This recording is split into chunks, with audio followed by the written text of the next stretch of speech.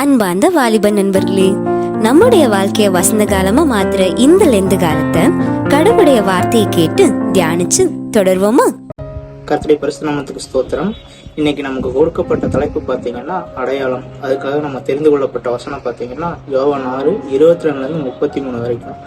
மக்கள் இயேசுவை பார்த்து கேட்குறாங்க, எங்களுக்கு என்ன அடையாளத்தை நீங்க காட்டுறீங்க அப்படின்னு. அதுக்கு இயேசு சொல்றாரு, நான் அனுப்பினவரை விசுவாசிக்கிறதே உங்களுக்கு அடையாளமா இருக்கிறது அப்படின்னு கர்த்தர் சொல்றாரு ஜனங்கள்கிட்ட.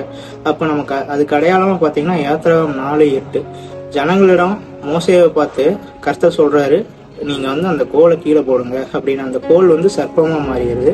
திருப்பி அந்த சர்ப்பத்தோட வாழை பிடிங்க அப்படிங்கும்போது சர்ப்பத்தோட வாழை பிடிச்சோன்னே அது கோலா மாறிடுது. இது ஒரு அடையாளம்.